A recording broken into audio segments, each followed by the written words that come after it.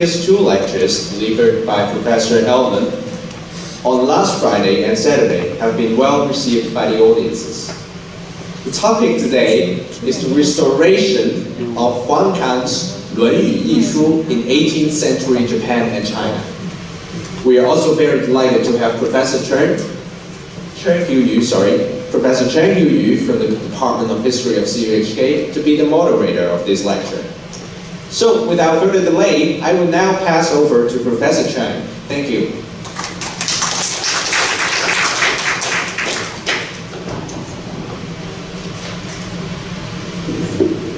Well, good afternoon, ladies and gentlemen, friends and colleagues. Thanks for Ben's pre-introduction before my introduction, and he just said a lot of what I want to say. So I will say for the other introductions about the series of lectures made by Professor Elman. And I want to say something personally. I think Professor Elman is a perfect candidate for this series lecture, which is in memorial of Professor Qian, because as some of you may know, 钱宾四先生 in his intellectual history of late imperial China, 中国近300年学术史, he had very famous arguments on the 常州学派, that the 常州学派makes some 震荡 to the Qing scholarship.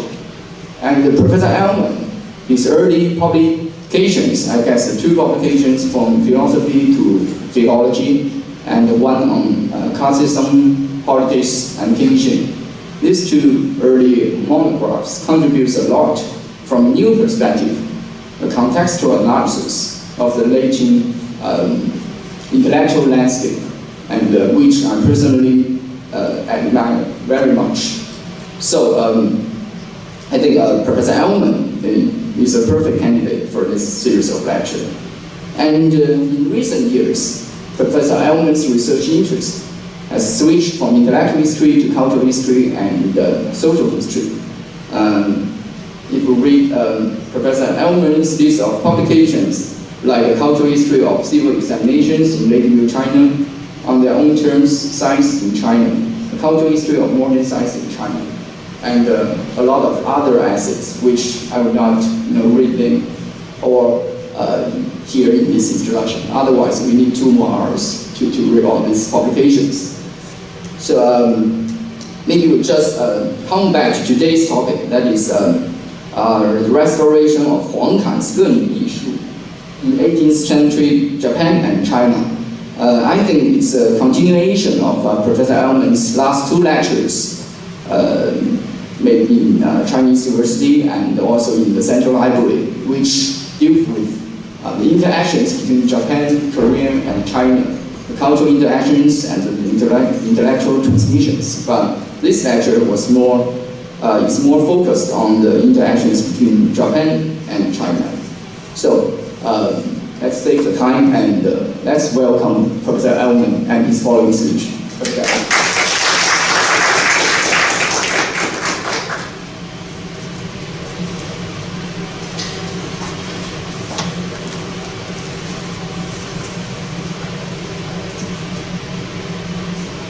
Thank you all for coming. It's a pleasure to present the Chen lectures. I see old friends coming from other universities and other places, so I'm very happy to welcome you all together here.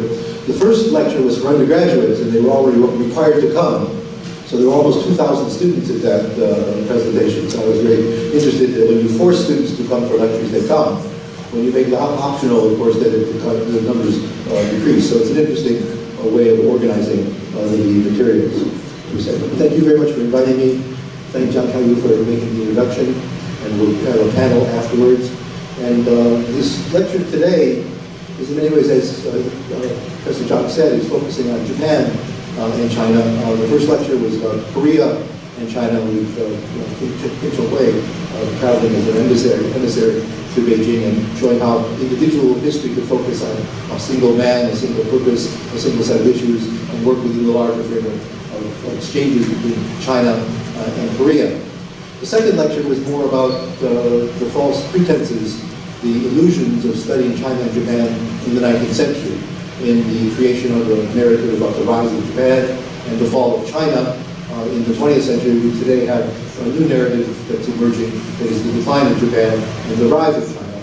I would caution against such simplistic methodologies and approaches, but those kinds of ways of using history are very prominent in the political world, and also revolutionaries, conservatives, and others use those kinds of arguments to make arguments for change. Revolutionaries found, in many ways, the failure of China useful in the Japanese mode to form a basis for a new state, a new society, a new economic system, and to bring science and other things into the equation. I would argue it's rather simplistic to make those arguments, but history is often used by politicians and historians in relatively negative ways. Today I'm going to focus on a topic that many of you probably run away from. It's a kind of a trinzwei, pure Kaojong story about one particular classic, the Huang's Lunya yishu, and the fate of being lost in the southern Song, revived in Japan in the early Tokugawa period in the 17th and 18th century, and then transmitted back to China via Hangzhou and the super treasure in Beijing.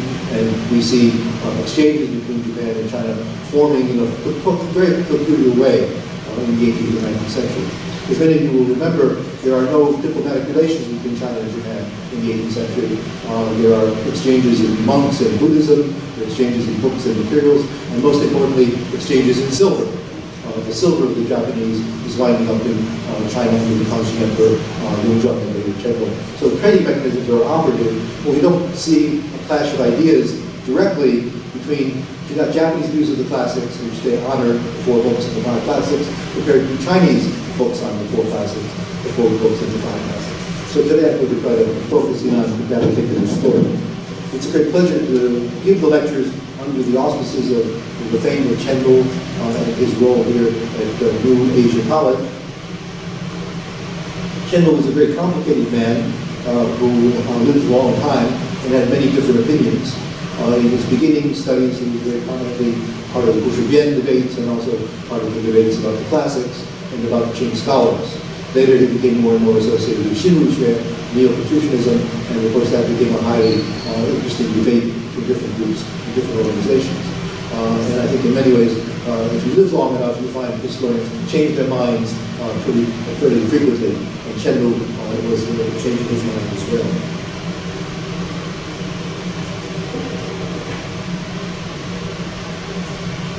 Some of you will have heard of the Ashikaga Gakko, the Zuli Xuexiao in Japan. It comes from the Song and Yan periods into the Ming Dynasty. It's a place where books have been collected by the Japanese.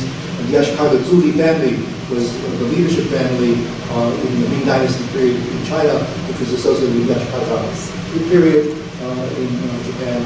And it was the Ashikaga family that was very prominent as shoguns and rulers in Kyoto and elsewhere in the 15th and 16th century. But their home territory, Ashikaga, is just outside of Tokyo, outside of Edo, about an hour northeast of Tokyo. And there, a very prominent library was established called the Zuli Xuexiao, the Zuli Kotokan, and the materials associated there. And some very prominent materials were located there, and the Japanese, in many ways, were able to save and cherish books that had been lost in China. The role between China, Japan, and Korea was often one of finding books that the Koreans had preserved, finding books that the Japanese had preserved, and likely also seeing what books had been preserved and sent from China directly to Japan and to Korea. So very often, for example, Kim Chung-hui would find books for Ranyan in the 18th century, 19th century, that he could no longer locate in China. He was able to get them from Korea. And in this context of the Lunya yishu, as I said, it was lost in the Southern Song Dynasty, lost in many ways because Jushi's ideas about the 4 books and the Lunya were more prominent in that period of time. And in many ways, Huang's views became less and less popular. It was discovered in the 18th century that the Japanese had manuscript copies of this work, and the followers of Oki Sorai, who was associated with the Kobunjigaku, Buenjishue movement, the archaicists, the ancient learning school, very similar to the Hanxue, Guxue movements of China. They began to study this particular text in great detail, and later compiled an edition for the book. So one of the things I would add to the problems of studying scholarship is to learn something about books. and Danbenxue, edition history, and Wuxue, different kinds of catalogs, and are very important in understanding how ideas are transmitted. When books were popular, when books were printed, how they became popular are very, very important. So the conference this weekend, organized by the Center for Chinese Studies, we're talking about the Huang the old text classics, the old text doctrines, and showed that a very prominent book there, Yanrozhu, was almost lost in China and only survived barely in the 18th century when the Sifu Quanchu honored Yanrozhu and honored the Huang Shuzhang. That was very prominent in showing that one of the 5 classics was arguably a forgery in this context. It was very prominent in the 19th and 20th century. But the Ashikaga Gakko first was a repository of books. And you can see from this that there were soul editions, and there were different kinds of Minqing editions. The Gakko, the Lunya yishu is listed here under the materials available for the late Ming, although it goes back earlier. And these are the different editions. This is the Longo Gisel, the Lunya yishu that's preserved in the Zuli Shuexiao. A very prominent library today. It's been enhanced into a beautiful school. This is not the way the school looked all the time. It was revived in the 20th century and then turned into a kind of wonderfully beautiful shuye.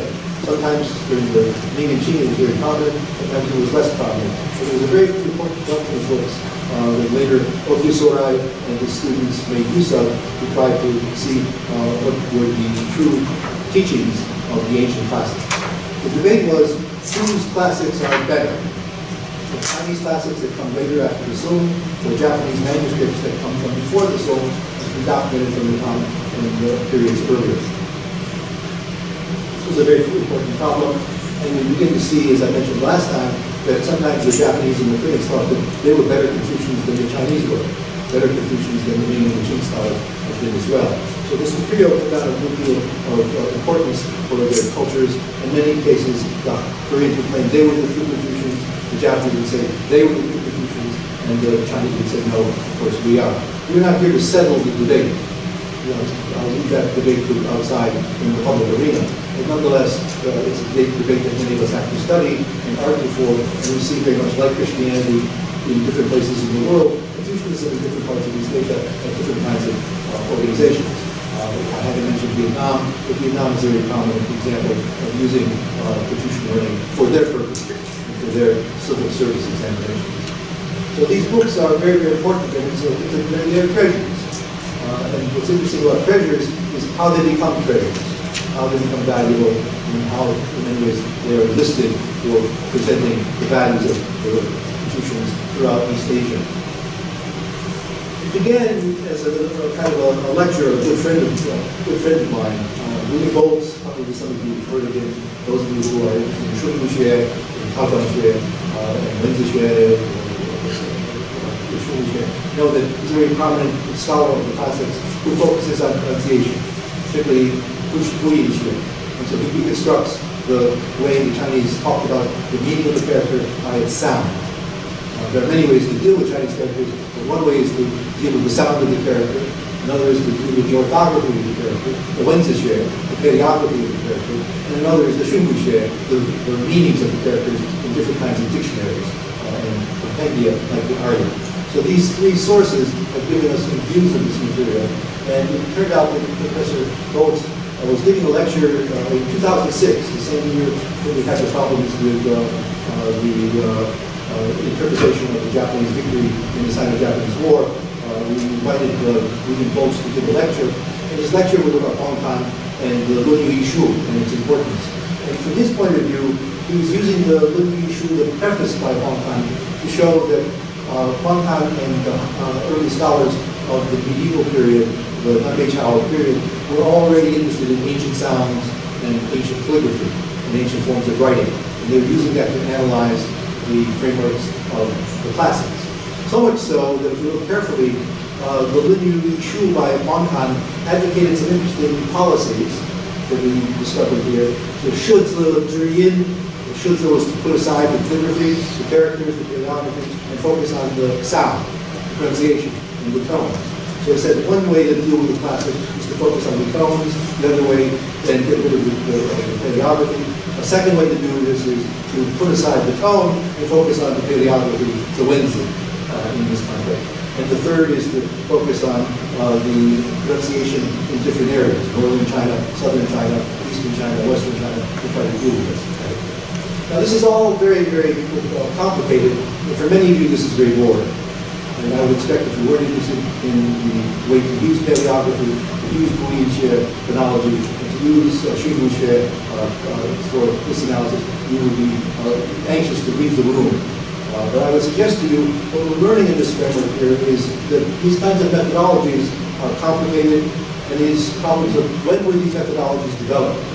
And what Professor Boltz was trying to do, Professor Boltz was trying to use Huang Kan's preface to the Lunya yishu to argue that in many ways this was the beginning of a kind of a conjunct study of the Chinese language, the Chinese classics. And he was arguing that Huang Kan and the Lunya yishu had made pioneering steps forward to try to interpret and understand the various texts of the medieval period, and that we see in the Yang dynasty, before the Tang dynasty, we see that already somebody like Huang Kan had already argued for something like Haozhongxue, Shunguxue, Guiyinxue. And Professor Boltz was going to use this to sort of say the Chinese believed in tones and tonality for a long time. And of course they did. The problem with this text, however, is when was the Lunya yishu preface written? When was it compiled? Who wrote it? And in those situations, Professor Boltz was not a historian of editions. He was not a historian of sources. He took sources for granted and used them to make his analysis. What we tried to do afterwards in the discussion was to say, what is the edition that this argument is coming from? Is it a Yang dynasty, pre-Tang set of manuscripts? Or is it coming from, surprisingly, the Tokugawa Japanese edition from the 18th century? And as soon as we begin to see that the materials that we have here that will be used to argue for Guiyinxue were coming from the Japanese edition of the 18th century, the question then became, how do you go from Japan in the 18th century back to Huang Kan in the Liang dynasty? It's over 1,000 years. And you have to understand that the text may not have been the text that he was using. He was assuming that the text was the one that Huang Kan had prepared. And I would suggest that we need to be very careful about agreeing or disagreeing with these kinds of arguments. But nonetheless, in terms of his view, to Shezi and Zhiyin was to be a phonologist. To Shuyin and to Yizi was to turn into a paleographer. And to look at sounds from different parts of the country, north and south, was to be someone interested in Shunguxue. Shunguxue, Guiyinxue, and Wenzixue are associated, of course, with Haozhongxue in the Qing dynasty.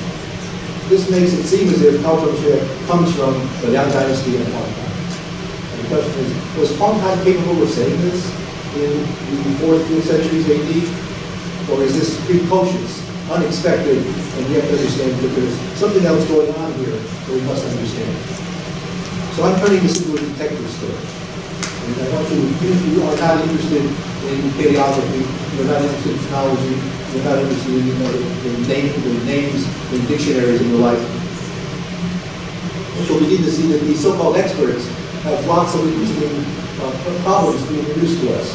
And in many ways, we got Professor Boltz to realize that he was using sources very uncritically. And we couldn't just assume that the text he had from Huang Kan through the Japanese sources of the 18th century would say all the things that it said. And you'll see this later with these materials. This is very problematic. Now, one of the problems in this situation was to sort of situate the language. And in this language, we have Huang Kan's preface, the Japanese edition. There were 2 editions. 1750 was the original published edition that went to Hangzhou, was sent to Hangzhou, sent to the Sipu Treasury in Beijing, and was placed inside the Sipu Treasury library. It was reprinted in 1864 during the Meiji period. And this Huang Kan material was, in many ways, republished first as a good doctrine book in the middle of the 18th century, went to China, and people looked at these different kinds of materials and discussed them. And the question for them in this situation was, why was the Lunya called the Lunya? Where does the word Lun come from? Where does the word Yu come from in the Lunya kinds of situation? And here we see that the text says, very, very clearly that there's one method is to establish the tone and to remove the character and focus on the tone. The second is to focus on the paleography to remove the tone, and the other is to focus on the three kinds of character. I want you to look at this text. This is a 1750 edition. This is the edition that we use today. This is the edition that Boltz used. This would be the edition that all of you would use if you were looking at Huang in the Yang Dynasty. And so in this situation, Huang was trying to elucidate why is the Lunya called the Lunya and what goes on.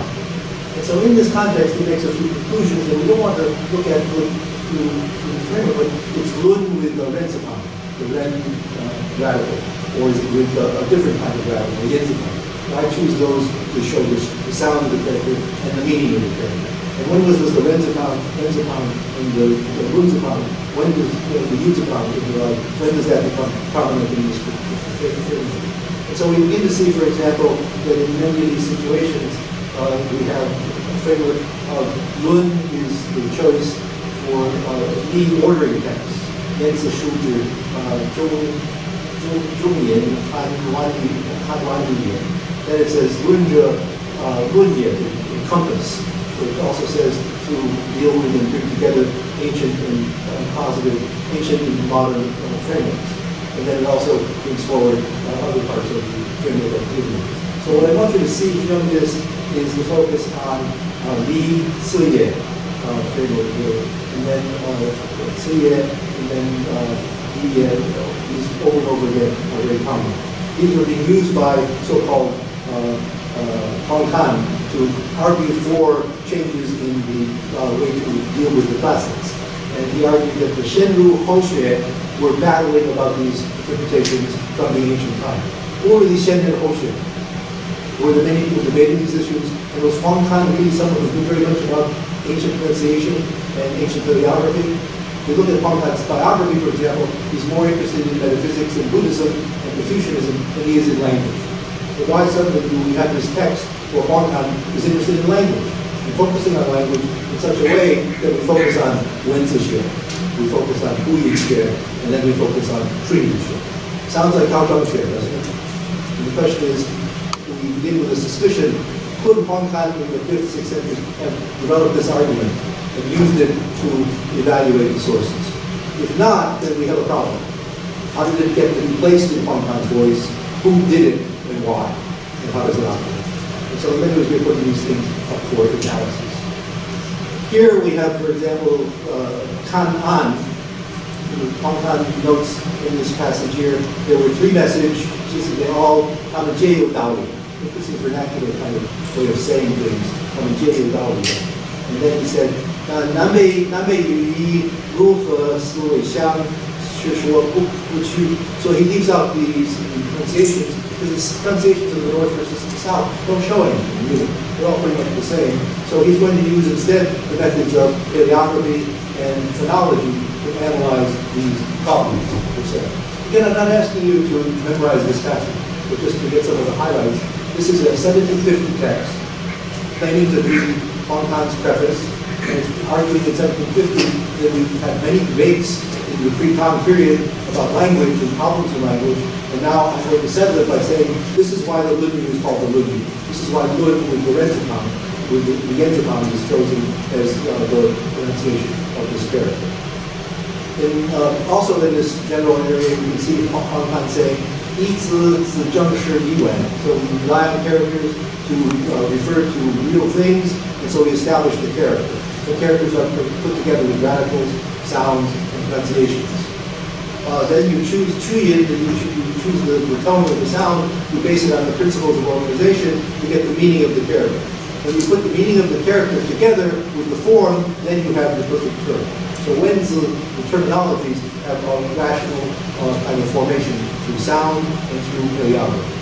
Paleography allows you to put together an image to a character, the other allows you to put through the sound of the character. So for this particular view, sound mattered a great deal. And Huyixue was the way to unravel many of the meanings from the classics, and when you put them together, you rely on the character, and you rely on the tone, then you have a full understanding of what Confucius and the Lunya were saying, and how the text operates. This was, in other words, a window into antiquity. This was a window into the Lunya to understand how they viewed their views, how they put together their arguments.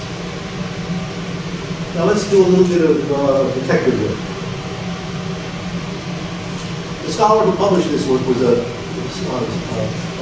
student of Japanese scholars who were famous for their kogaku, kushien. And so in this situation, Emoto Shunshi put this book together in 1750, and later it was republished in 1864. And we can see that this is based on the Heyan Jijie and the Huang yishu, and the Urban Emoto Shunshi is Zhao Zhang. He's the one who collates. He puts in that he's the one who put together the manuscripts, and then ultimately collated the manuscripts, and then published it. So he found the materials in 1750 in the Ashikaga Gakko, the school. He then put them together, took notes, and wrote about things, and then recollated the text, and then published it. So this was the first published version of Huang Han's Lunya yishu in more than 500 years. It had been lost in the 70s and 90s. So this is the cover page for the 1750 edition of the Lunya yishu in Japan. This is the version that was sent to Hangzhou and then sent to the Sipu Chuanshu for inclusion in the Sipu Chuanshu.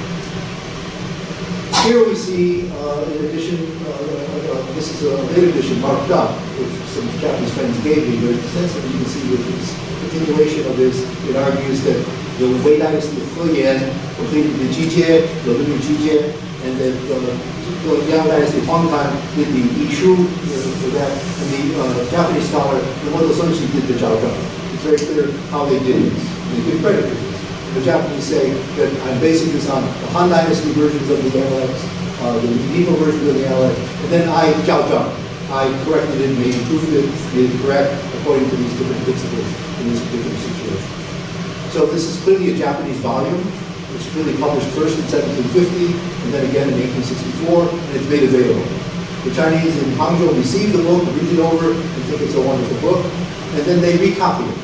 As you know, the Sipu Chuanshu is not a published library, it's a manuscript library. And so what they did was they took these materials and rewrote them into the Sipu Chuanshu as manuscript material, even though they kept the published version available later. Okay. So take a look at the way the book is argued. Created first in China, lost in China in the Southern Song, and then revived by the Japanese, and the Emoto Shunshi is the first to publish it in a good block print. Made available to everyone, including our friends in the University of Washington, who are interested in this particular project. Okay, this is what happens when it goes to Hangzhou. It says Wei Heyan Jijie, it says Yang Huang yishu, and then we have the Lin Wang Chongkan. What's happened with the Emoto Shunshi? It's gone. It's been removed. In other words, the Chinese are saying this is a wonderful collection. We thank the Emoto Shunshi perhaps for his Jiaotan work, but he has no place in this actual study. And so we see that Wang says, I'm the one who took this text and made it available. He also computed and makes this a pocket-sized volume. He wants to sell it for the market for the examinations. And so he pushes together a pocket-sized version of the Lunya yishu, puts his name on it, erases Huang, and he mentions that it's put together in Japan, but the Japanese didn't know what they were doing. They had a perfect text. They sent it to us, and we used it. Now, who is this Wang? Wang is sort of a provincial official in Hangzhou at this period of time. In 3 or 4 years, he will be executed for bribery and corruption in Gansu during the Heshan era. So during the Heshan era, to bring the text forward and present it to the Sipu Chuanshu, there were interesting politics involved, and Wang is what he cashed in. The books were made available for the Sipu Chuanshu, and he published a special mini volume for students to use to prepare for the examination. Okay? So Wang is remembered now as he's the Chongkan, and this framework of for the Emoto Shunshi is forgotten. Here you see the parallel. The texts are organized the same way. The calligraphy in the publications are somewhat different. But here we have Emoto Shunshi, the Japanese scholar, Zhao Zhang, and here we have Wang Chongkan. So we now easily know that the text is being played with, and people are taking over claims for authenticity, and the Wang is going to claim the text is his. is it his, and what happens to the various parts of the Huang text when it is republished. So here, blatantly, the Chinese have eliminated the Japanese contribution. And it's not to say it's right or wrong, fair or not fair, but this is a historical problem now, and this makes the entire text problematic. What does Huang do? Does he really add anything to the text, or does he simply co-opt it and try to sell it a number of volumes? This is the text as it's written into the Simple Transhu. The Simple Transhu just mentions that it's Huyan and Huang doesn't even mention Huang Dawang. Huang Dawang is a criminal asset who will be executed by the time we reach the end of the Channel reign, and his name has been removed from the book. And the changes that he produced into the version introduced into the Simple Transhu have to be redone, because he did certain things that were manipulative with the text. Okay? And we'll see an example of that. So here we have attribution, lack of attribution, manipulation, and dishonesty, all going on at the same time. Would you have expected this from Jing Xuejia, classicists? Would you have expected this from Cao Zhou Xuejia in this situation? It begins to make these people look more human than scholarly, and we can begin to see that scholarship itself is something we have to be careful about. And when Bolt says that this is the origins of a new methodology in the Liang Dynasty before the Tang Dynasty, we have to be very careful about who's saying what. And what are the credentials and the proofs for attributing all this material to Huang and his predecessors? Now, the most famous Chinese edition is the Zhibuzhong Dai Chongchu by Bao Dingpo. And he used many of the materials from the Japanese version. He acknowledged that it was done by the Japanese, but he didn't put down whose Japanese it was. He simply took the Japanese edition, took out the names and the logo, put other names in that were from the earlier period, Lunya and Huang, and then just published it basically as part of the Zhibuzhong Dai Chongchu, which is a very reputable publication. There's nothing wrong with it. It reproduced the 1750 edition, and it reproduced it in the Channel period at this time. The comparison to the edition that was published in Japan, again, you can see that the Nomoto Soshi gets full rights of recognition of the text as it's involved. So the Nomoto preface 1750 and 1764 is included, and the Chinese version makes no mention of Nomoto. Where does the preface come from? There is a yishu, Lunya yishu, Rongo as a text, but did Huang really write a preface? That's problematical. And if he did, is it the preface that we have been reading so far, or is there something else in that? Here we have simply the Yang Xuan. They talk about his preface. So the Simple Transhu accepts the argument that the Huang preface, the Shu, is by Huang. And they write it into the Simple Transhu. Note, this is a manuscript now. It is no longer a bourgeois print. We are ironically going backwards now. We're going from a Japanese bourgeois print to a Chinese manuscript, included in the Simple Transhu. Okay, one example. There's a very famous passage in the Lunya called where supposedly the foreigners, the barbarians, having a ruler, cannot compare to the Chinese without a ruler. The Jusha are the Chinese, the Idi are the barbarians, and the barbarians are barbarians, because even with a ruler, they don't have the greatness of the Chinese civilization on their side. That was at least the version that others had used and argued for, except that Jushi and others had argued the opposite. Chengzi, the Cheng brothers, and Jushi had argued. In fact, people have been reading this wrong, that the other texts that dealt with the Idi Zhuo Zhuan, Guru Jusha Zhuang had been wrong. That it wasn't that the Idi would be put down upon, it was to say the Idi with the ruler are better than the Chinese in the middle of the chaotic period. So we have a different interpretation in the two groups, and the Cheng brothers and the Jushi took the Lunya yishu and said the interpretation is wrong, it does not argue for the lack of culture among the barbarians. It simply shows that the barbarians, when they have a ruler, are better than the Chinese, as in the Song Dynasty, without a proper ruler. So, there are two schools of thought here. Which one would you take? And how would you argue? Is what's the issue. Huang, who knows the editions, makes the story fit the Manchu story. You have a Manchu throne, you have a Manchu ruler, you have a pretending emperor, you have a adopted emperor. And when you want to tell them that they are inferior as Yi or good, are you Manchus less as good as the Chinese without a rule? So what we get from Huang is he takes this text and argues to the Manchus, see, the Lunya corroborates your greatness.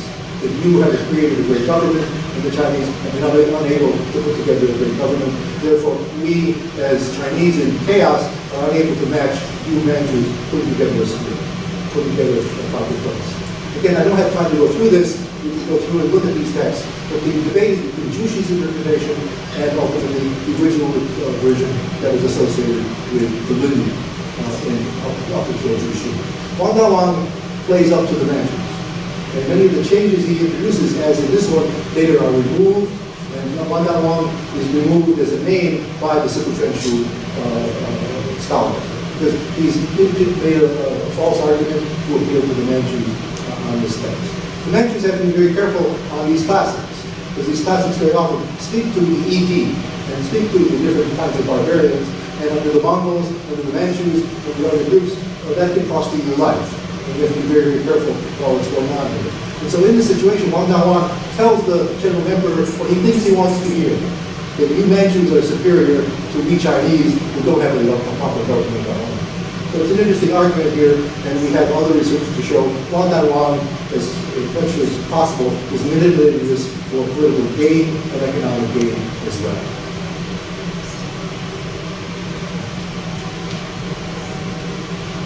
This is so we can go through this. Bernard Fuhrer has analyzed these materials and discussed them. I hope you can see the language here. It goes back to the Chung brothers in terms of arguing that we Chinese in the southern zone are inferior. Because we don't have a proper state, it is the barbarians who are unifying the world, unifying the post-time world, and we are not doing that. And so Jushi is making an interesting minority comment about we Chinese are in trouble. And this is the southern zone, and this is a period when the Lunya, yishu, and other texts were put together. And so he argues for a certain interpretation in this context. So now with the Nomoto, what's interesting, Nomoto doesn't do that at all. The Japanese edition stays true to the Han and pre-Han, the Han and the pre-Han version. So that in the Nomoto Japanese version, the ED people with their rulers are inferior to the Chinese states at all. Ironically, the Japanese support the classically correct interpretation. It's the Chinese who are manipulating the text for their political purposes based on our reading. Again, if you're interested, please look at the versions of the Lunya on Yi or Zun, Wu, Zhu, Huang. You'll find an interesting page in this thing. And it's a wonderful way to see how scholars put in their political views, put in their cultural views into the classically received document. And here we can begin to see that the Manchus are referring to this material, and the Chinese are referring to this material, and now the Japanese are referring to it as well. And the Japanese are saying that the ED are not superior, the ED are inferior because the Chinese civilization is superior, and the Japanese will adopt that Chinese civilization, or at least inferior. So here, I have a number of examples for this. If you read the Chung brothers and you read Jushi, you get one interpretation. If you read the earlier material, you get a different interpretation, and then you get a different interpretation of Huang, and then later the Sipu-Chuan-Shu. And later the Sipu-Chuan-Shu clears it up. It makes it clear that Huang was wrong, his version was incorrect, they remove it. And most people don't even know that Huang's version was in the Sipu-Chuan-Shu, and then later removed it. Okay, that's one step. The Chinese don't look very good in this story. At least the first part. The second part is, what about the text itself that Huang worked with, that the Japanese Nomoto worked with? Let's go look at it in the Ashikaga Gakko. Let's go to the Ashikaga Library and see what text did they find and how did they put it together. And this is the page 1 of that text. It's numbered 1 through 5 here, so you can see that it's paginated this time. And there's the Lunya yishu, it mentions Huang, it mentions Huyan, there's no Nomoto, of course, this is really, there's no preface. Where did the preface go? If this is the text that you're building a case for in Japan about the arguments for Huang being a textual scholar in the view of textual studies, where is the preface? You will see that there are markings all over it. There are markings to the side of it. There are markings in between the titles frameworks. This is a manuscript, of course. And the markings are also available on top. People are writing things in. When did they write them in? What date is involved here? We have some dates here that make this clear that this is from the Song Dynasty. Are already adding comments about this. So this must be post-Song, at least. The question is, where does it come from? What do we deal with? This is the Rongo Giso, the Lunya yishu, in the Ashikaga Gakuro, that claims to be the oldest version of the Lunya yishu, with that title, by Huang. So we look at it, where's the preface? We look carefully at the materials, and we begin to see that there are 4 parts at least that later form the preface. Number 1 is here. I won't be looking at this in detail. Number 2 is here at the top. Number 3 is here in the middle. And number 4 is at the bottom. The preface is encoded on the margins of the text. Is that how prefaces by Huang are created? Someone is playing with this text in the 15th and 16th century and marking it up. Long before there's a long time, long after there's a long time, and long after the text has been available in China during the time period. So we begin to suddenly realize the text that we're dealing with, published by the one who published in Japan, looks very professional, put together, but he jiaokan the entire text. And by jiaokan the entire text, he turned it from chaos into order. Order being the reason going through here, and he must have used these other materials to produce his text. By what right could he produce those materials? How did he know that this is what Huang would have said? We instantly have problems of identification. If we look more carefully at this material, we can begin to see that there are certain terminologies that we've already run across. For example, here, in terms of creating the character, creating the sound, and putting the wen and the tsu together. So sound and paleography, put it together. It's written between Lunyu Shrear Di and Lunyu Yishu Fred Di. They put a little line in. That's one of the most important passages of Huang Kan's preface. It's sort of added here between the lines. And then at the top, this little piece here. At the top we have Lun, Siye, Liye, Lunya. We saw that already in the original text. And here we see it's presented in a shortened form, and we have to sort of ask ourselves, is this the rediscovery of Huang Kan, or the reinvention of Huang Kan in the new framework? And it has certainly a lot of passages. We want to know, for example, it says, Huang Kan Yen. Of course, he said, this is what Huang Kan will deal with. He says, you follow the quote, you follow the sound, and then you also put the paleography together, and you use those two to make clear the meaning of the text.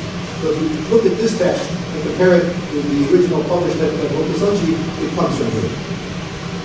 So where does this come from? You can see how the problems for abundance you had become. If this has this, what came before? Where is this coming from? The editions we've been getting from the school, the Ashikaga Gakko, are probably 1500s, 1550. Where are these materials that are added to it coming from? Is Huang Kan coming to life again? Are there textual materials that are being submitted for this framework? We don't know. We simply have, as you can see, relatively clear writing that are large to talk about this. You can see here that we have this argument from the non-soul, so we can certainly see that this is certainly after this dynasty, after the loss of this material. So we go through this, and again, I walk through it very quickly, but if you go through the character story that Shirley compared it with Nomoto's version, what Nomoto has done is improved it. But where did you get it from, and what are the sources? We begin to see that these texts have to be collated in different forms. The black is what the original version was from the Rongo Giso, and the red is from another new edition that came out much later by Nomoto Sonshi. And we can see that Nomoto, compared to the original version, or if it's the original version, compared to this version, sort of added more characters, added clarity, argued for more rational positions on this material. Again, where is it coming from? How can you use it? So we begin to have 3 sets of collections. One is from the Nomoto version coming from the Ashikaga Gakko. Another one is Nomoto's collating it and publishing it in Edo in Japan. And then we have another version we'll talk about that comes from a Buddhist temple. Buddhism has been very prominent in the rise of Confucianism in Japan, as many of you know, and many of the texts that come from the time of the Song Dynasty came to Japan as manuscripts, and the Japanese used those manuscripts to make their positions clear on the text. Before there was a print revolution in Japan, China already had a print revolution, and many of the texts were lost because of that print revolution. Now we begin to see that these texts have been revived and recapitulated with new kinds of sources. Where does the green version come from? It's in a Buddhist temple, and the question then is, what's going on? This is the Buddhist temple version. It's a manuscript. It's called the Lunya Sorya. And its used is coming from the Manchuin. Those of you who have been to Kyoto know the Manchuin is one of the most beautiful temples in the eastern part of the city of Kyoto, in the mountains there. And they own this text. They control this text. And we can begin to see, for example, it cites, the name of the chapter is the Data, the Great Virtue. Where does that title come from? There's no such thing in the Long Yishu by Huang. It's here. And then we have someone called Wang Han Shu. Who's Wang Han? It's not Huang, right? So we know from Japanese pronunciations in the medieval period that Wang and Huang were both pronounced as Ko. And so they put in the character Wang as Ko rather than putting in Wang as Ko. Is that a problem? Sure. Huang Kan is not Huang Kan. He's not Huang Kan. They're saying the Huang Kan Shu, the sub-commentary by Huang Kan. Well, if this is the text we're using, that's a problem. It must be Huang Kan because of the phonetic overlap. But this is probably Huang as Ha, Wang. Why put Huang in and not Huang? For some reason, the Huang has to take precedent or not in this context. So we see this text, and it's arguably from the Kamakura period. Those of you who know your Japanese history, the Kamakura is about the equivalent of the Southern Sun. And so we have this text coming to Japan and being available in Japan during the Kamakura period, the period of the Song was lost in China. So they're going to begin starting to use this, and the Japanese begin to look at this text and try to compile it. It's a manuscript. And the manuscript refers to Huang Kan Shu, and it mentions a preface. The preface is going to be cited. Here we have the Timing. Again, the Rongo Yishu, the Lunya Yishu, we have makes no mention of the Timing. This is being added to the Rongo Sorya. And here we have Huang Kan again, and here we have the preface. It's not a preface here, talking about the first is to set aside the character and focus on the tone. The other is to set aside the tone and focus on the character. It's all there. It's written in Cao Shu, Japanese versions of Cao Shu, and the question then is, where does this come from? It was used by monks for talking about the classics in temples in Kyoto, probably. The notes that Japanese produced during the medieval period in Buddhism have been published and republished, and this has been made to be available as part of a scroll of the Huang Kan subcommentary. Again, we call it Huang Kan. That should make it something problematical, but the Japanese don't get the name right, or at least the name the Chinese sources use for Huang Kan. So we have here an interesting kind of problem. We have this Rongo Soryaku is the evidence for the materials in the preface. Why would a book called the Rongo Soryaku have material that go back to Huang Kan? So we begin to see this is a problematical text.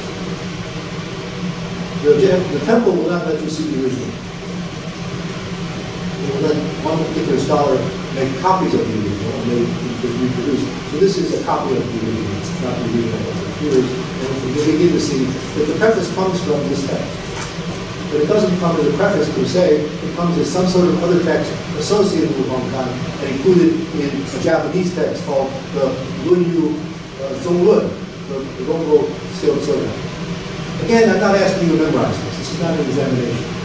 I'm simply saying to you, we have a lot of problems. Why the book is called the Rongo Soryaku, why Huang Kan is called Huang Kan, Hokan, and we still don't know what's going on. And in no case do we know, or does Noto Soshi admit this is where it comes from. Where does this material come from? It comes from the Soryaku. The Soryaku comes from where? Is it a Kamakura text? Perhaps. Does it go back to pre-Tang, Yang Dynasty materials? There's no evidence. But how can we just leap over a dynasty and make certain conclusions? So we begin to see now that the Japanese must have assumed no one would read these materials and ever have access to the original sources, except for them. They didn't perceive a world in the 20th, 21st century where scholars from all over the world could see these materials. And so like the Huang version that claimed that he compiled it, you see Japanese scholars themselves have been very loose with the evidence, and arguably not even mentioning where their sources were available. Why would Yamamoto not tell you where the preface came from that he used? Why does he use the original Ashitaka Gakko version, which doesn't have the preface except in the margins? And how do we know that's the Huang word? Who passed the words of Huang through these texts into this earlier text? How does it get there? In other words, we now are sitting here saying, this is a text from about 1500, it goes back to Suryaku, it goes back to other periods. How do we ever find Huang? How do we ever find this Rumble Miso kind of preface? And in the end, what about this argument of Kaozhangxue, Wenzhixue, and Fuyinxue, and notions of the terminology? Where is this coming from, arguably? It's arguably coming from Japanese scholars who are reading it into these materials and producing a type of Japanese Kaozhang of the Huang commentary to the issue. So that's at least where we are in the current situation.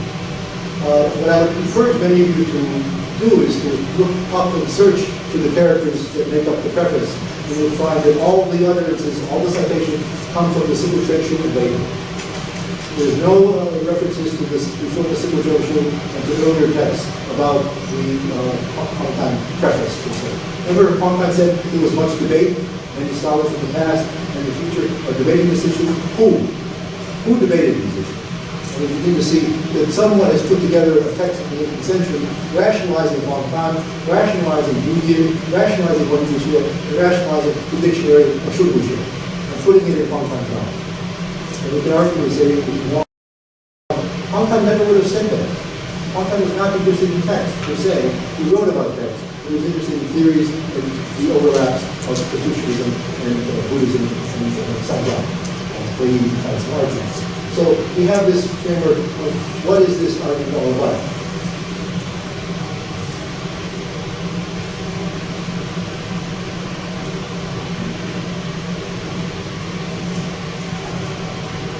If we look at the original that Yamamoto must have seen, which is so original, Yamamoto's version in red follows very closely the Manchurian temple version that's available via the copy that Japanese scholars have. So this is in many ways showing that Yamamoto's version is so close to the Manchurian version, which claims to be Kamakura, that they two must come together. Why is the version that Yamamoto has so chaotic because of the Ashitaka Gakko, and this is so clear because of the Manchurian temple? Why is the temple version clearer than the academy version? Manchurian has better text than the Ashitaka Gakko. So much so that the Japanese don't want to admit the temple that the text coming from the Ashitaka Gakko were inferior. Yamamoto never tells you that the preface is not available in the Ashitaka version. So in this context, my conclusion is this is a very complicated set of problems. Huang did not make these claims. Somebody used Huang voice to make these claims. And arguably, it was the Japanese scholars in the middle of the 16th and 17th century, interested in poetry, interested in Fuyinxue, interested in Wenzhixue, interested in Shubuxue, that made these conclusions and presented it for these materials. What also gives it away, many questions here, is why didn't Yamamoto acknowledge the Ashitaka version was missing the preface? Could have told us that. He never said that. He perhaps assumed nobody would see it. No Chinese, no American scholar would ever see the version that was in the Ashitaka. But in fact, I went with a friend from Fudan University. We visited the materials and looked at them. And the Japanese didn't know why we were looking at them in this context, for the problems that Sorai and the others were dealing with. So we're left with when and where was the preface coming together. And in the end, what's going on here about this preface is the preface of kindly early Southern Dynasty product or is it a product of the Tokugawa period in the 18th century? I would argue that it's heavily influenced by the late Ming and early Qing materials that were available in temples and available at Yasukako, and they put together this version. One wasn't even claiming to be the Yongo Riso, the yishu. It was simply something that was used for that. Also, we begin to see that how often did they use these techniques to try to solve problems? They were trying to find out why is the Lunya called the Lunya. So they take all this philological power, Wenzishu, Lunya, they put it all together and they attack the Lunya as a term. That's the only time they do it. In the commentary, they never use that methodology at all. They never use Hajang-xue, Shunbu-xue, Du-Yin-xue. They never use any of that for any other passage, just for the Lunya. Which suggests to me the Lunya here is probably an add-on. This particular text, not the entire Yongo Riso. Okay? The preface is highly problematical and ultimately gives us a false vision of what the Yongo Riso is all about. There are lots of terminologies in Japan that we could use for prefaces. The shushu, is a very common term. The shushu is to set aside and to produce a new framework. This is a very popular classical term in Japanese writings and also in writings from the classical period. Hanfei, for example, uses shufa. Shufa yu are yen shenwang, minjun ju. Many scholars use this construction, shuzi. Shuzi was to set aside in Buddhism characters and juanwu. Because the writing led to astray, that you would like to give up the characters and become enlightened. So there are many uses for shuzi in this framework that were not philological, they're not linguistic, they were metaphysical. And so in many cases we look at the shuzi for some reason, we must set aside the characters, otherwise we will never achieve enlightenment. Language gets in the way. That's one of the arguments working in this material from the early period. Is that what's being argued in the 18th century? No. The 18th century is a language debate, a linguistic debate, and a philological debate. And it's used only once.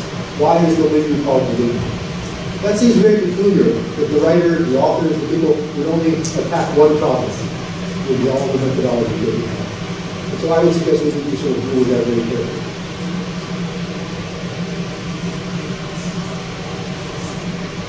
So we'll find many examples for this situation. I don't want to go through them all in great detail. I'm sure you'll have many questions on this. But what I want to show you is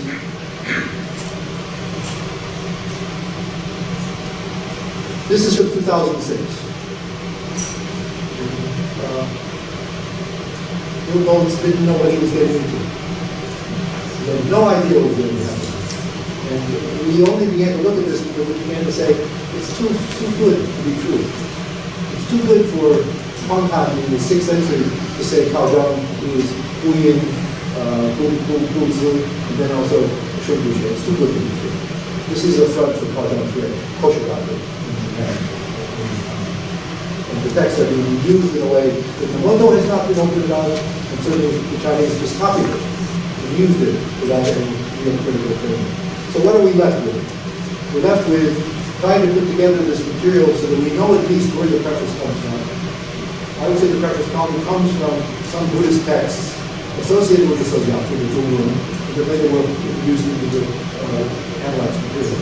Who, how, why, we need Japanese to make that study, do that determination, to see whether it comes out. It does not seem to have a purely Chinese sense.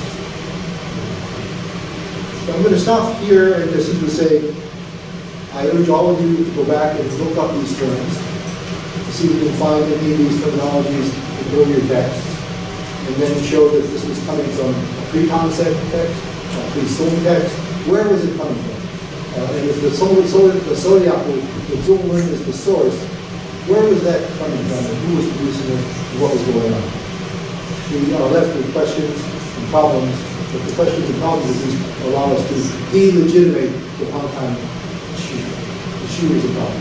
The rest of the overall Shu commentary may have some indirect problems, but it seems to be substantially close to the versions we see in the Danzu text that survive in the Kangas.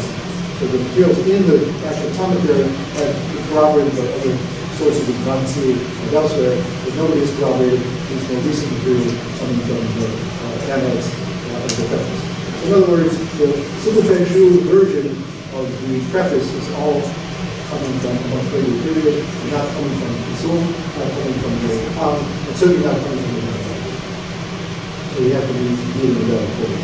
So I'm going to stop there and open it up to questions and comments. But I simply wanted to show you that knowing about the publication of a work is a very important step to understanding what's in it.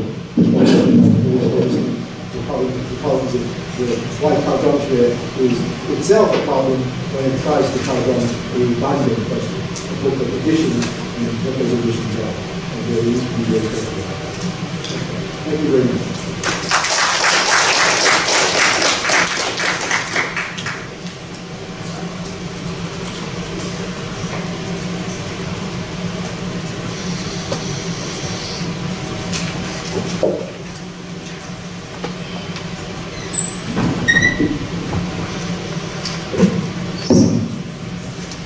For the fascinating detailed story. And after all, we still seem that we don't know who the murderer is. We firstly created two pieces of text into the Huang论语义疏. So it's a question, it's time to ask questions. Any questions you could ask in English or Mandarin. Professor Elman can speak very good Mandarin, or you can ask in Chinese, and I will try to do that. I will try to do that. Any questions?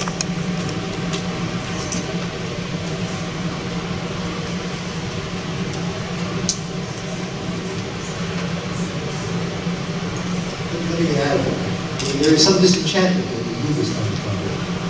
In other words, we want our scholars to be upright, straightforward, and trustworthy. And then when we suddenly see that even public scholars are playing loose with the facts and the materials for whatever reason, we get to be disappointed, but we also begin to see that there's a lot at stake in these materials. One of the things I learned, for example, is the reason that Manchu won't let you see the text is because it's a very rare kind of cultural value. If you are allowed to see it and debunk it, then of course you ruin its value. You ruin its value to the country. So the temples are looking at these materials very carefully. Similarly, the paintings in Taiwan at the museum, were they the original or were they later reproductions? They were initially very hard to look at, very difficult to look at because the value for the collection. So they're dealing with people who have a good deal of commitment to valuable resources.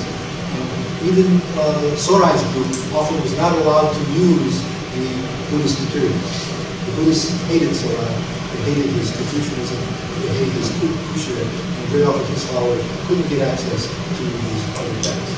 Perhaps that's the reason they never mentioned the Soya, because that text was not permitted for them to see. They must have seen it inside.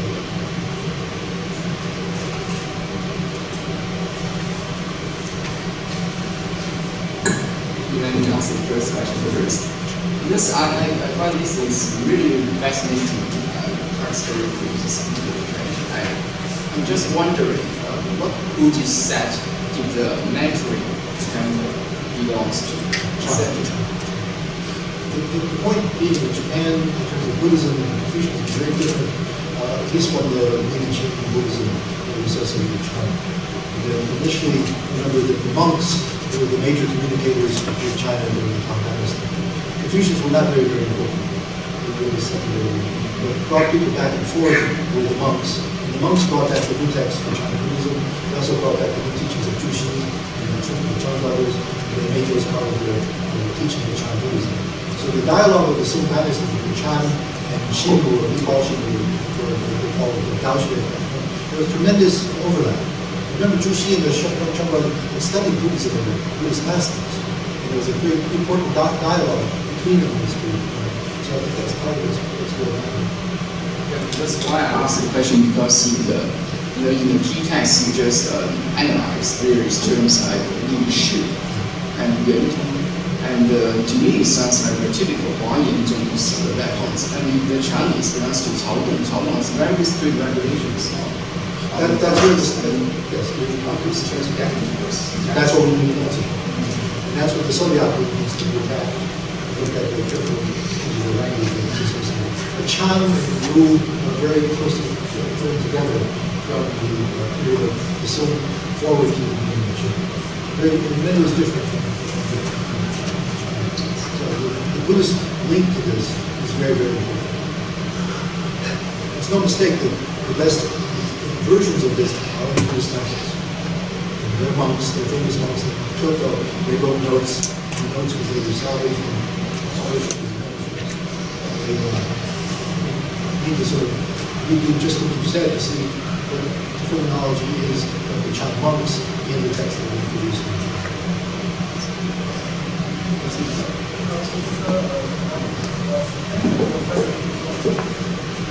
Thank you for your very fascinating detective story. In the beginning of your lecture, you mentioned that it was during the 5th and 6th century that the Chinese scholars discovered elements of theology. And that was the Boltz's argument. Yeah.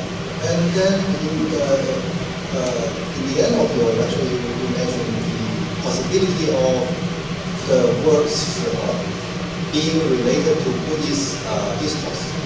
So that means we have two possibilities or two speculations. One is that those works are genuinely Huang Kan's work, or the second possibility is that it was the Japanese Buddhist scholars, monks, who used Huang Kan's name to write what they thought correct in the论语义疏. So, is my understanding correct? Yes. If so, which possibility you think is more likely? I mean, I think in many ways, the debate over shi. If you look at it in terms of Buddhism and Taoism, it's to get rid of the right and to achieve enlightenment. So it's a metaphysical argument, kind of a religious argument. What we find with Huang Kan's use of it here, it's a linguistic argument. So the question then is, how do you make the jump from what is a Chan religious argument and also a Taoist religious argument to making it a linguistic argument? Huang Kan, at least in this argument, is saying that we use the Wenzi and we use the Guyan to produce the best meaning, the best Di Wen, put the Wen and the Zi together. That's a remarkably secular ideal. A secular ideal that we know is important later in the Song period thereafter. What we need to sort of come together is to understand, well, what were they doing when they argued for the religious getting rid of characters so you could have enlightenment? When did that begin to be separated from the linguistic argument? Because the Buddhists are making it religious based on language. The language gets in your way. And so you have to shi zi to jue wu. If you don't shi zi jue wu, you cannot jue wu. So at some point we need to rediscover not when Kaojiang was invented, but when did they start using terminologies with when did they use that argument for linguistic purposes? It's a very neat binary to say, set aside this to do that. It's too neat. To shi zi, to shi yin, and do the other. It's a wonderful formula. You can teach a student to do Kaojiang Xue in 10 minutes by using that model. Just put them together. So I think you're very right to say that the problem is, when does the leap go from a religious argument about language, the limitations of language for enlightenment, to using language to understand the language, the linguistic positions of people in scholarship. The Confucians are saying here, this is not a religious problem for Zhueru, but it's something that we need to use for understanding our language better. And we use these techniques. So it's more linguistic. That's it. So when? Good question. Good question.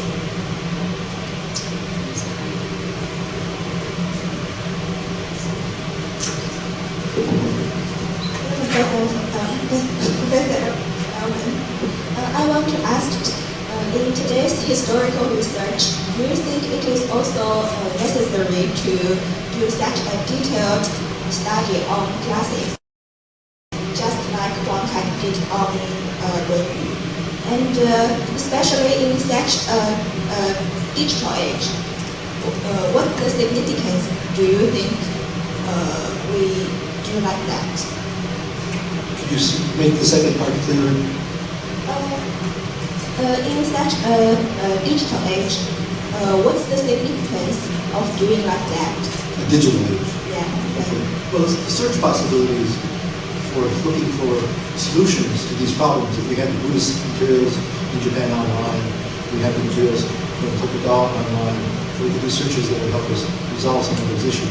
The Lunya is already being studied that way in the Han Dynasty. And a new book is out on the Lunya in introduction in the Han period.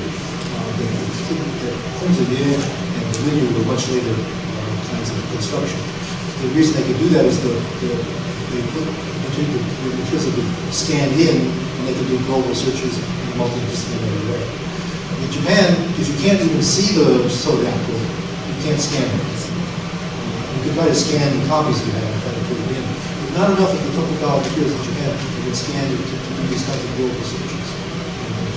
It shocked me, for example, that none of the Lunya yishu, there's nothing in China from the pre-Qianlong period. I expected to find something before the civilization. If you look at the exact locations, nothing comes from before the Qianlong period. Everything comes from Qianlong and after the civilization. So we begin to see that. That would tell us that there are layers here that we need to sort of unravel and to deal with. So I would think the more we have electronic scanning information, that certainly is a benefit. Whether it will solve all our problems, I don't know. But it certainly will make it easier to go through all the sources and evaluate them.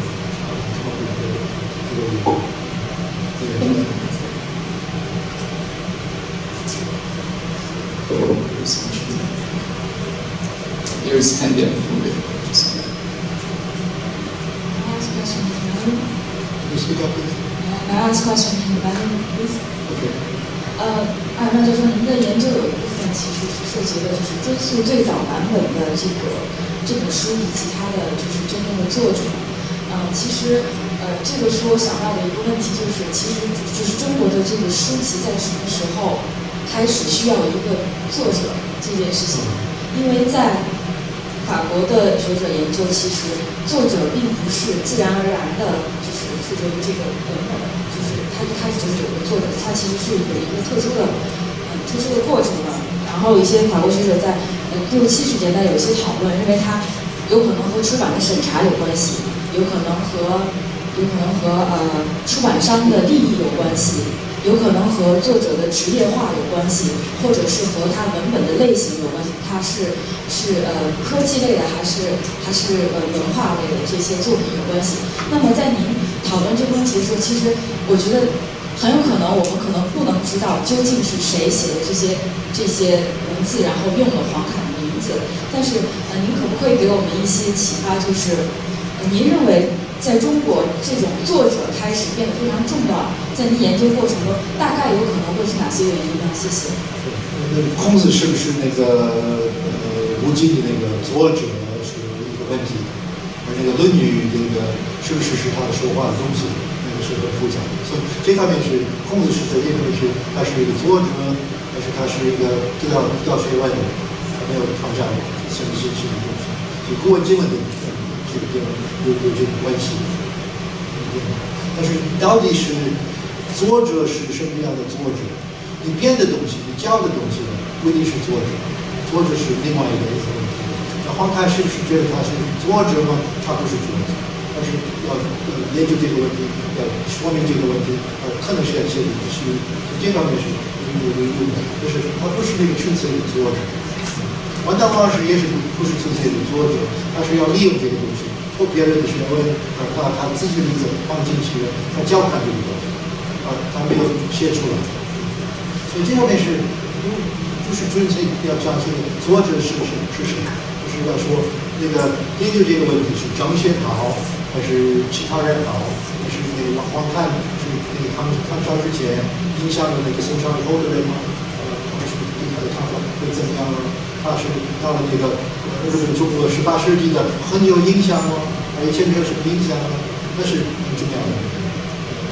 所以这个作者的问题是非常重要的，就是我们现在用的这个交换学的、考证学的这些东西的，我不觉得是作者，就是说修改、模仿的、冲犯的这这个是比较重要的意思。就是你说的对，这方面是最重要，不是作者，是这个注解比较重要。我想再补充一个问题，就是您在讲这个问题的时候，的确是从这几方面，从这几个文本来看，似乎对于这些书籍的出版人来说，作者是谁，并没有这个教著者是谁更加的重要，就是author 是谁，其实没有这个 commentator 或者是 publisher 是谁重要。如果我们用更今天的这个知识产权的观念去评价，过去是觉得这个是很不可理解的，但是我觉得会不会当时对于文本的生产和出版是有一个就是另外的一种就是所有权的考量的这样。是。中文是高的学问，一方面是跟其他人一样的要有名，就是命有关系。所以中国人是研究一个问题，找到一个新的东西送到中国去了，它就是影响很大。中国欢迎他，他的书是进行了四部全书的，那中国人会尊敬他，我觉得他很好。所以对他地位是一定的事情，是有名无实的。但是他不是作者，这方面是，他的贡献是把这些东西弄清楚，找他的了解他的意思如何这样。现在我们开始批评他，说他误会了，他不了解这个荒唐的东西，不是荒唐的东西，他不愿意怀疑以前的东西是跟这个有关系。所以他都没有提出来，其他人都没有提出来这个所以不是以后提出来的，因为是发现这是跟这个伦理学有关系。但是这些人是一方面是在后面的累积，他们要有教他的这些问题是很重要的。有意思就是说，荒刊的那个东西是在中国受欢迎的，其他一些东西，小经有关系的东西没有受欢迎。那些中国人是怀疑这是不是原来的东西，但是这个伦理书的东西一下子都觉得是了不起，而觉得是这个日本的读文学是贡献很大的，所以就是虽然弄掉那个某种的名字，但是它还是一字都是一模一样的，就是模仿它那个原来的。所以这方面是这些人是觉得商人是商人的话，我们恢复他们的思想，同时应该纯粹了解他们的意义，了解他们就是怎么做的这样的是从那个论书索里亚夫，那索里亚夫是要跳到哪里去？跳到唐朝吗？跳到汉朝吗？那是很困难的这个。所以以后我们就是对《论语》越来越了解汉代的东西，可以了解汉代是根本不了解他那个两代的那个论语是什么东西。要是《论语》不是《论语》，而是汉朝的一个创造，那其他这些问题就是都乱。所以这方面是不只是那个日本的那个毛泽东的那个把那个东西，其他那个《论语》不是《论语》，那没有人研究过这个《论语》。荒唐的东西没有用了，就是一个意见，一个opinion。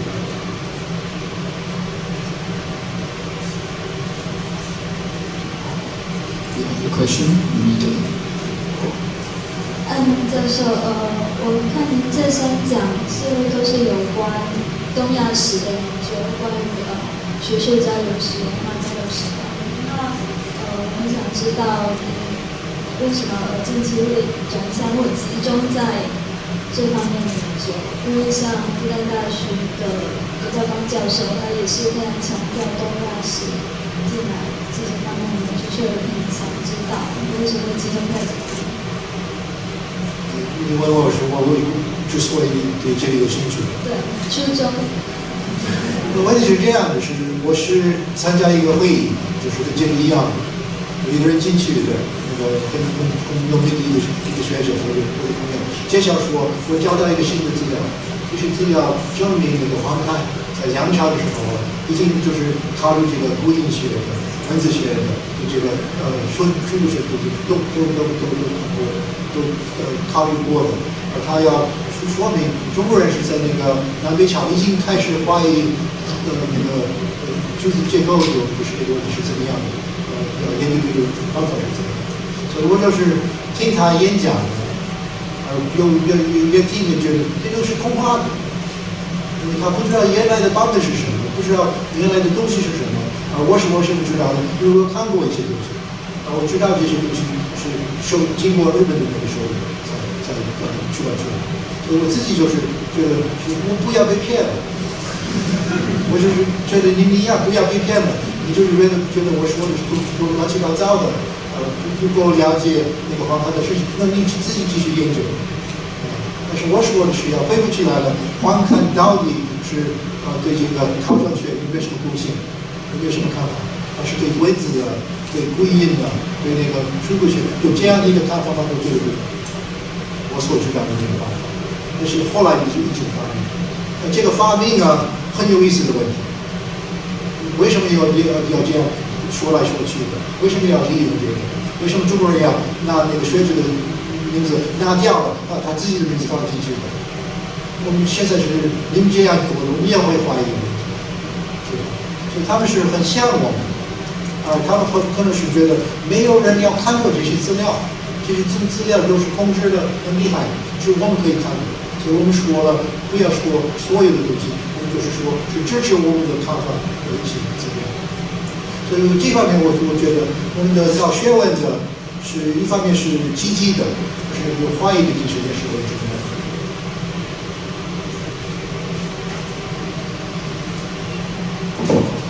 10 more minutes, and I think we can about 2 or 3 minutes.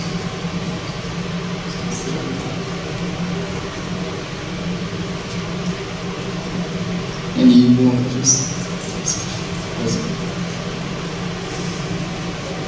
A very short question. The Kamakura manuscript, even if I heard you correctly, you seem to say that this is a 16th century text? No, what's it called? The version in the Shashikara Kako. Yes. But the one did I hear the Soraku is claimed to be Kamakura. I left it in doubt. The Japanese, yeah, I don't think it's a Kamakura manuscript. But I can't see it, I can't touch it, I can't measure it. So how did they date the manuscript? How do they date anything? Yes. You bring in some experts, and the experts get together and they decide that this is when the painting was produced, and this is when the authority was created for this particular thing. So in that sense, they looked at it, they said that there were a sequence of texts producing earlier versions before 1600, and they all go back to the Soyaku. Now they come before the Soyaku so far, but nobody's looked. He's already got some good ideas from looking. And Buddhism is the place to look. Many of us in the late 21st, early 21st century, we've forgotten the links between Buddhism and Confucianism. They were second nature to Japanese scholarship and to Chinese scholarship.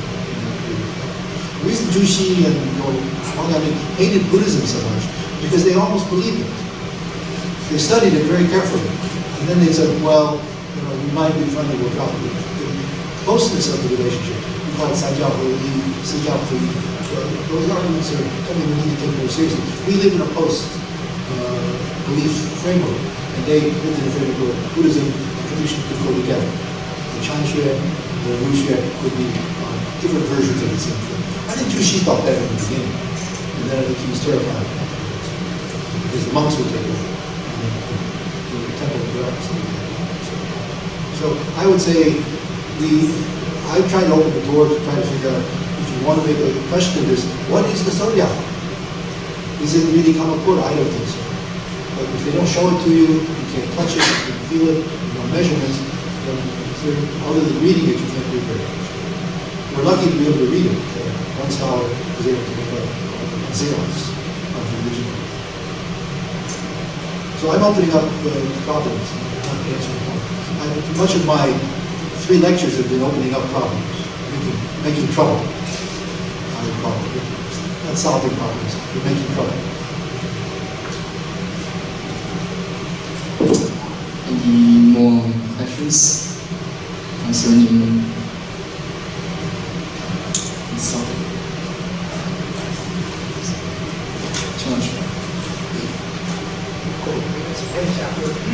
这个个案，会对于这个大家常常在讲这个东亚儒学史，就对于东亚儒学史的研究，不知道您对于这个议题，以这个个案为一个例子的话，你会对东亚儒学史的研究会有一些什么样的找麻烦，或者是什么样的看法？谢谢。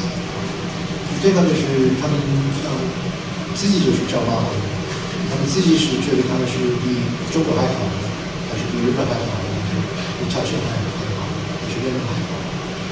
所以他们各有各的那个意见嘛。越南有科技啊，也有跟儒学的关系。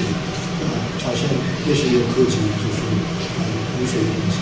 日本就是也有一个小规模的科技，也是跟儒学的关系，民主就是这样。但是他们是对这些字有一些商人有信仰，但是他们都是不一定是会觉得中国人是觉得这样的是不一定的，有我们的资料。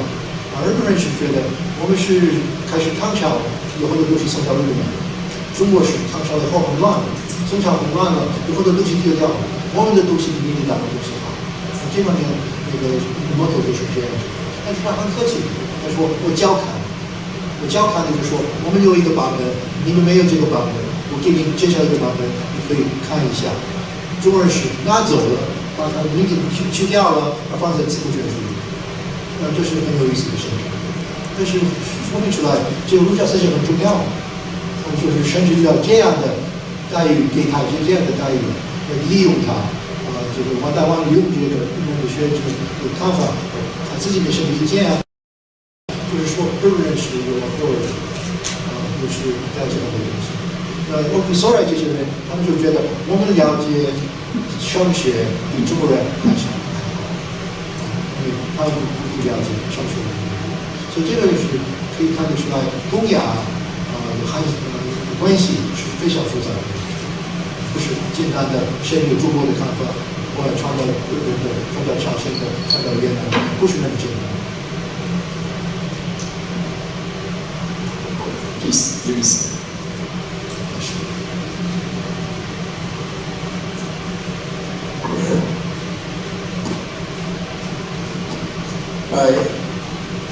I think I heard you correctly saying that they won't show you the text, maybe because there's some kind of underlying or even overt animosity between Buddhism and Confucianism. In the 17th century. That's a very interesting remark. Can you expand on that? Elaborate on this? Sorai and the Jinsai and the other groups were Guxue, and the Guxue was to break the link to Buddhism. And they were looking to be only Confucians. And so many of them had been Confucians and believers in Buddhism before that. And many of them made a break with Buddhism, beginning in the 16th, 17th, 18th century. So all of them had some background. And in that process, there was great animosity between the temples and the scholars. And so the scholars in the Ashikaga Gakko were given access to certain kinds of materials. They could not get materials from the Manchuan or the Buddhist temples. That was a limited quota. You had to use it the way they wanted you to use it. That continues to this very day. If you want to use Japanese materials that are in the temple, you have to pay for it. And you have to be very careful that you don't raise the price too high, because no one will be able to see any of the materials if you pay too much. So working within this framework is a kind of market system. And they monopolize the market in some ways, in control ways. I wouldn't have expected it. But I think we need to understand that Buddhism has gone through a very complicated evolution from 1400, from being premier to slowly but surely being replaced by other things. One of them being kind of pure Confucianism. And so Sorai and Jinsai were dangerous for the Buddhists. Because like the figures in China, Han Xue was attacking Buddhism at the same time he was attacking Zhuzi. The problem was he was Buddhism in disguise. And that's what the Kagyo people said. Not to agree with them, but there began to be fundamentally animosities between the two groups intellectually. Whereas before, particularly in Japan, there had been close friendships and orthodox. Actually, today, you still cannot see these texts in principle. I can see them in Xerox. Oh, in Xerox? What we'd like to do is date them. Not in the original. No. We would like to date them. That's why I think if they are dated, they will not become a core text. They will become text law. That's probably in the name of preservation or something. That's right. I think it's part of the parcel that heritage texts and heritages are being invented in such a way that they're more than just a bonus. They become something intrinsically valuable that then you can't undo. We have to be very careful. So I'm opening up a problem. I'm not saying the Lunya is stinks or anything. I'm saying it's an interesting problem here. We need to open the problem. There is a question up there, Francis. I'm quite interested in your argument on the interpretations between Yidi people and Zhuxia. And I previously read one of your papers that you compared the Minamoto edition and Wangda Wang, and saying that there's two different interpretations. One was being kept in Sihu Chuan Shu. Another one, which is an unabridged version, which is relatively unabridged, was in Wu Xing Dian, the version. What's the reason behind that the Wu Xing Dian version was rather? They would send it up to Beijing for the situation. Initially, the clearances nobody thought to doubt this problem, and so Wang Danwang's version was sent up to Beijing, and they treated it as if it was the original. And then later, they of course became very upset, and they removed it. The German scholar that I cite on this has done more research on that than I did. But the Simple Chuanshu got caught in the middle.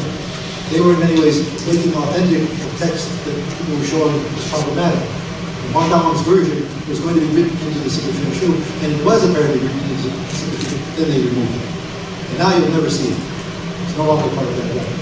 The record is the replacement came in to use it. And in many ways, they played it down a little bit. They played it down in such a way that the Minamoto's version was written into the Simple Chuanshu, but it lost a lot of its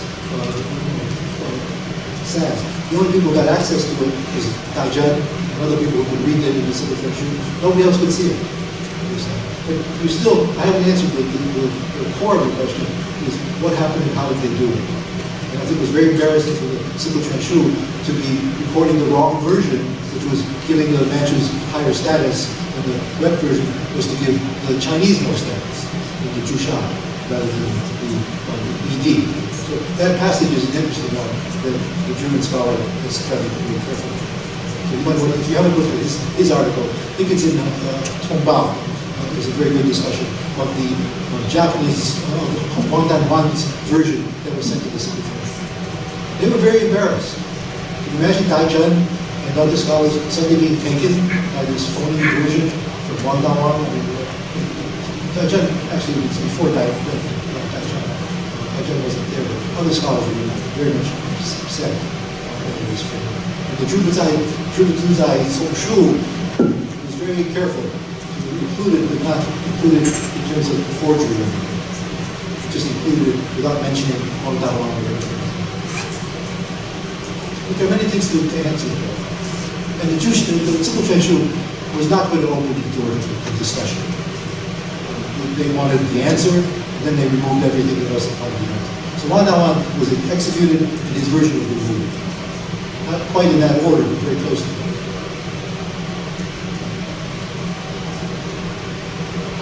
Yes, we have 5 more minutes to allow for one question, one or two, if anyone would like to.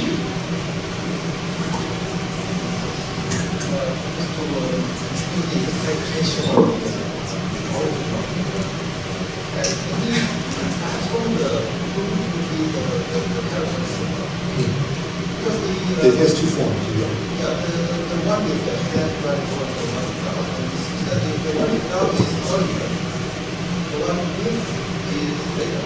So if we can think about this explanation, then the one with the handwriting is the later one. So that means the 手什么就是和Napoleon or the temperature might be more likely to be a harm. OK， I will take that into account. 你们要 characteristic 微末接近修文字的这个giving of words. What point does that get replaced by a linguistic argument? You think the time honestly? I understand that the one way of transformation of Chinese character is from simple form to more elaborate form. And that's why the usually begin without the short. And they call the grammatical head. My suggestion is we have to add a professora we have to add a Japanese to the discussion as well. That makes it complicated with the answering the questions. And by the late period, this is a very common term for languages. The formation of the characters in their repeated form of the time is very important. So the historicity of the form of the character would be very useful. And can you follow up for Professor Book's question? Because his question just reminds me, actually there is Buddhist etymology text at the time, 一切经义. And for 一切经义, I think it quotes some examples from the Annals. And probably, there would be sources for, still these countries. You have to think about Buddhist things. So far, most students have done that. Everybody is entertained by the story, developed by the word. I think that's a good suggestion. So, if we don't have any more questions, so let's again give a big applause to Dr. Elman. Thank you.